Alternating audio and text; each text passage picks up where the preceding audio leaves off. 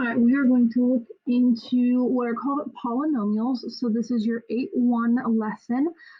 If this is your first lesson that you're starting that's new, do make sure that you are taking very good notes, that you have some type of a notebook or a piece of paper, and then you put it in a folder or in your binder if you happen to have brought your binder home. If this is not your first lesson, then hopefully you've already been doing that. You just continue putting your papers wherever you have been all of your other notes. Make sure you're watching all of the videos. Make sure that you are taking good notes, pausing, rewinding, rewatching, whatever you need to do to understand your lesson as best as possible. So we're going to talk about polynomials today. A polynomial is an expression that has only whole and positive exponents on all of the variables. So a couple of examples.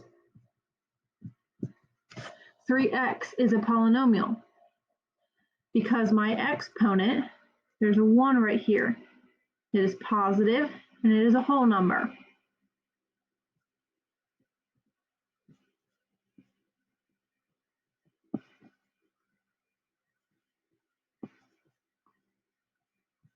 Two g to the 4th plus 3m to the 5th minus 2c to the 7th is also a polynomial. If you look at all of the exponents, 4, 5, and 7 are all whole and positive. That is a polynomial.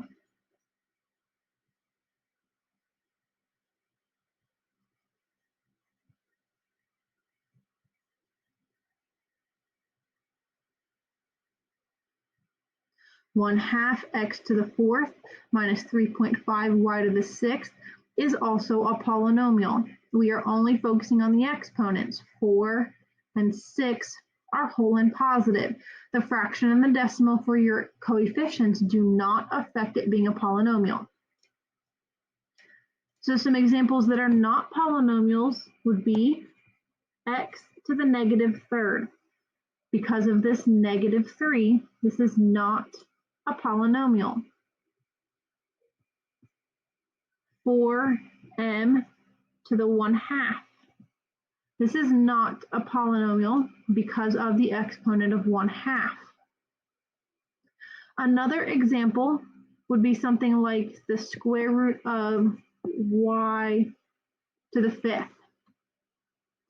I have y to the 5th, and that's great, but the square root actually makes this an issue. So the square root makes this not a polynomial, okay? So that's something that wasn't in your definition, is it also can't have square roots.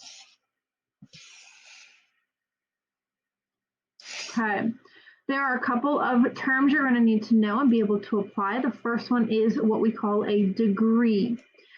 The degree is the number of the largest exponent of your expression.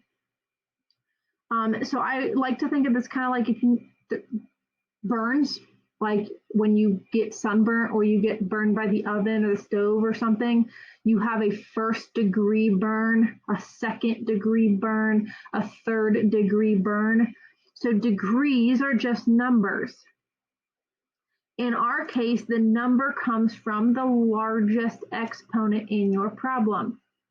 Okay, so when I have 3n to the 4th plus 2n to the 7th minus 8n squared, the degree is, look at all of your exponents, 4, 7, and 2. Which one is the largest? 7. The degree is 7.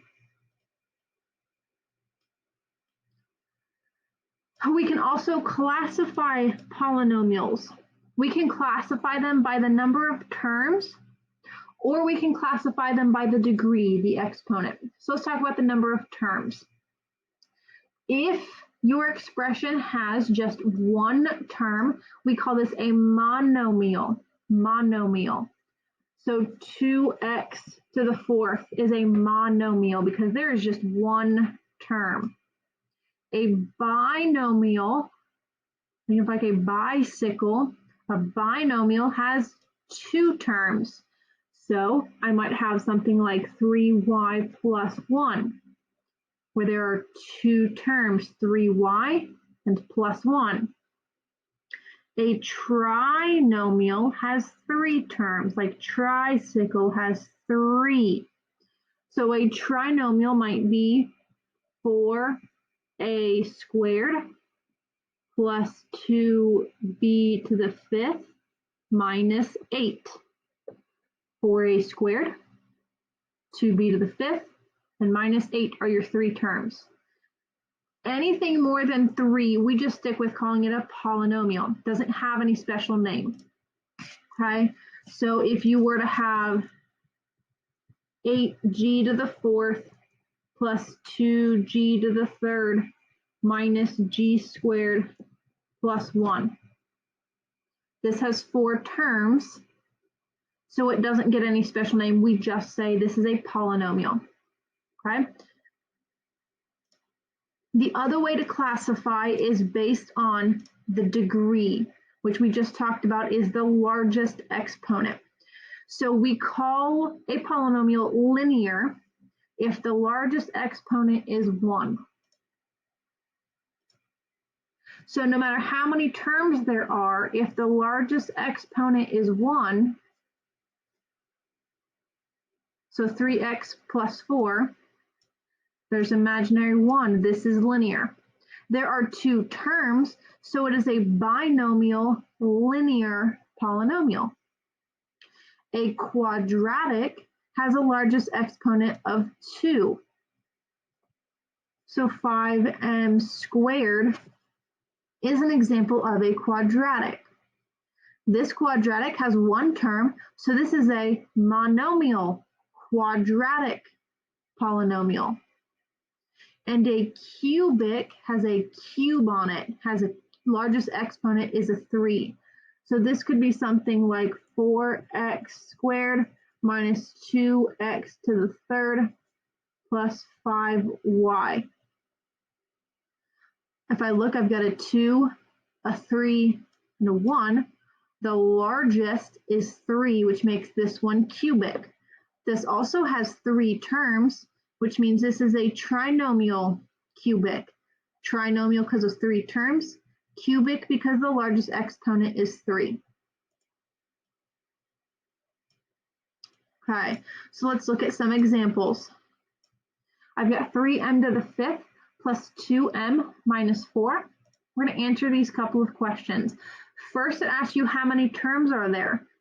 Now, you do want to check to make sure you don't have like terms before you just count. So you've got 3m to the 5th, 2m, and minus 4. If any of those are like terms, you would want to combine them first. Okay? None of these are like terms, so how many terms? There are 1, 2, 3 terms. What is the degree? Well, remember the degree is the largest exponent. So I've got 5, 1, and 0, because there's no variable. So the largest is 5. That is your degree. Classify by the number of terms. This is your monomial, binomial, or trinomial answers. So because there are 3 terms, 3 is trinomial.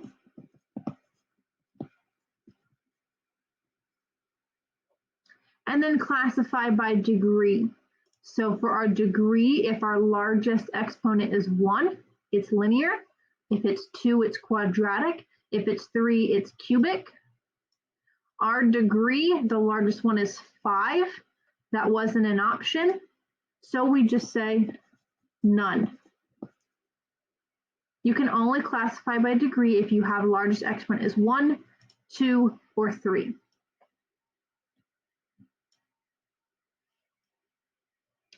How many terms are in negative 3n squared plus 2n to the 3rd? Look for like terms first, but neither one of those are like terms, so we have 2 terms. What is the degree? Is the largest exponent 2 and 3. The largest is 3. Classify by the number of terms. There are 2 terms, so binomial. And then classify by degree. Your degree is a cube. It is 3, so cubic.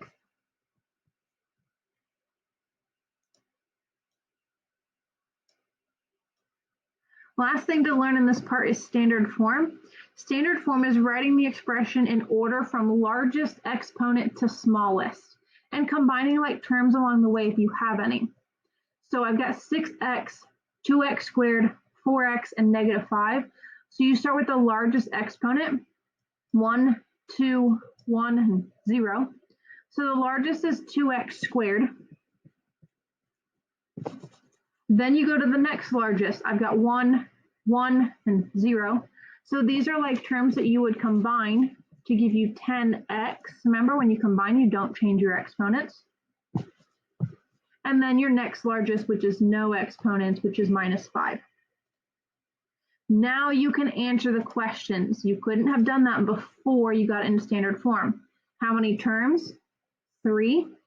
The degree is 2 because that's your largest exponent. Classify by the number of terms. 3 terms, which means trinomial. And then classify by degree. Your degree is 2, so quadratic.